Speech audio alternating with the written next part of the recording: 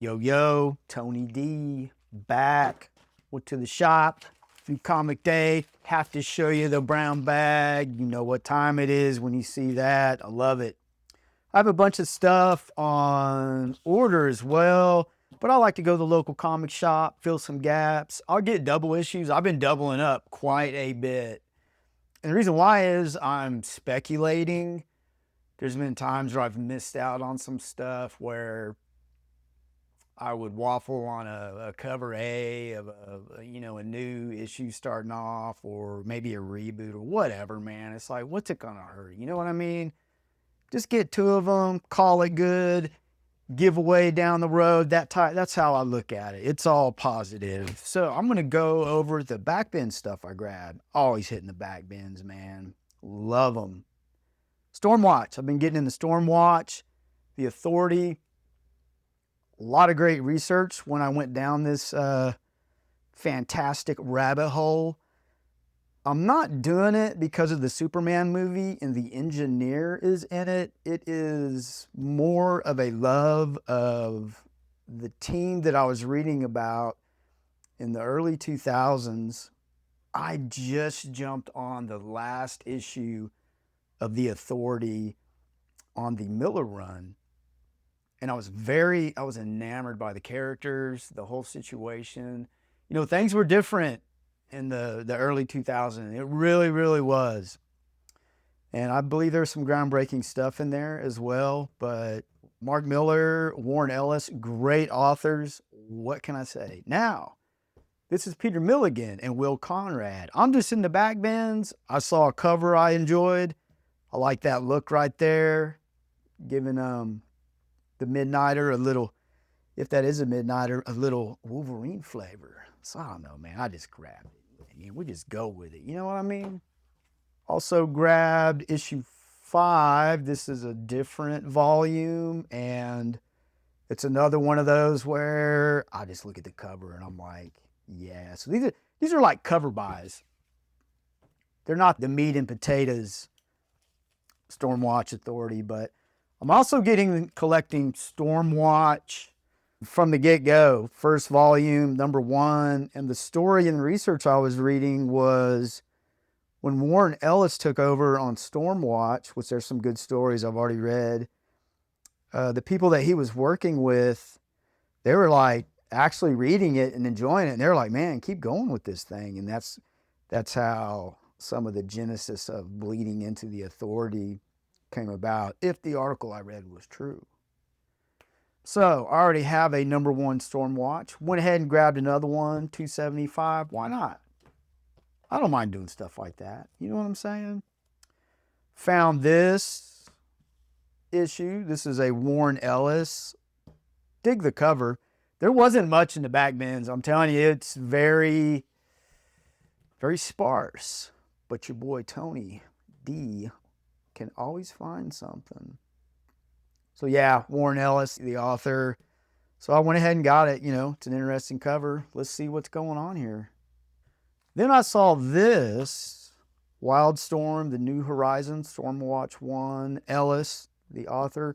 Not sure how this fits in. This fits into the continuity with all the volumes and stuff. But, whatever, dude. Warren Ellis, Jimenez, man, like, dude, it's really kind of for $3, it was a no-brainer for me, really. Like, great condition. Yeah, man, I'm on it. You know, I give you guys the peaks. So, those are my mindset when I'm in there. And just to give you a little, I didn't buy this one there, bought this one online, but just for a little taste, of why I'm on this. This is the first issue when Mark Miller and Quietly took over. And this has one of those moments, I'll pick it out, where my jaw dropped when I saw the picture. Look at that. I mean, I was like, what the F? That's a fantastic picture. Like, I would love to have the original art for that. You never know. You never know. So yeah, that's a little peek. A little Frank Quietly work. New issues. Okay, this totally piqued my imagination. Red shirts. It's funny. This cover, it's not a cover A. This is one of those fun ones where I'll get into different covers. I believe this is cover B. Yeah, I believe so. But anyways, I mean, come on, dude. It's cool. Red shirts. I think if you know, you know. Everyone is. We know the red shirts don't last long, so it looks like this is the second issue. I need to get the first issue, but they're like, yeah, you can tell what's happening. So yeah, I'm totally interested. I was at the shop and got it. It looks pretty brutal. It's right up my alley. So we'll give it a little. I've got to read it, so I'll give it a little love. Coming raw from the shop. I want to give it a little love there. Oh, I met a cool dude named Alan. I'll give him a little rundown on what I do. I use BCW boards. He's new to the game, by the way. And I use Mylar bags. And I use painter's tape. But supplies can be a confusing thing. And the one bit of advice I could give to a new person is do your research. There's plenty of stuff on YouTube. And find what you're comfortable with. Your comfort level. You may be on a budget. You may prefer things over other things. I prefer Mylar. I have the money. It's more expensive. And I also like my bags and boards a little bit bigger than the book. And there's a reason for that. I like to give it some room, you know, on the edges. And it's for obvious reasons, you know, dropping, corner dings, stuff like that. But I've always liked having a little bit of room. Alan, if you're watching, like I said, man, do your research. I prefer Mylar. It's very sturdy and strong, and it'll outlast the poly regular bags longer than any. What I really should do is make a video on that because you can get really in depth on supplies. I might do that. But let's welcome Alan to the world. He had a great story. I don't think he minded me sharing, but I was asking him, you know, what are you into, you know, and things of that nature. And he was like, he didn't know comics were still being sold at the time. And I was like, oh, wow. It's like, I am so jealous. I would love to be at that point where I'm new to it. It's fresh. I think a lot of people can relate with that, where you're just new to something and everything is just vibrant and kinetic. And it's fantastic to be new to something like this. There's fantastic artists. The writers are fantastic. And I told him, like I tell everyone, it's a great time to be a comic book fan. So man, I'm so glad he's into it. So I have one on order in the mail. So I went ahead and doubled up on the #1. And that's what I'm talking about. Now, is this a reboot? Like, are they just starting over at #1? I really didn't get into too much research about that, but I wish they would stop stuff like that, but I don't know. Maybe not. Vast colors in the dark. That's a great picture. But hey, I'm along for the ride, and I'm going to enjoy every minute of it. I like this cover too. That's cover A. So that's what I'm saying. I'll have 2 cover A's of that. I'm at a point where I can afford it, so it's cool. Plus, you never know. One day I may sell one, which is almost impossible to do for me because I love my books. So good to have that one. One of my favorite absolute titles. Absolute Superman. I see Brainiac and I go nuts. That's my underrated villain of the year. Or if I had a prize to give out for the villain of the year, it would be this Brainiac right here.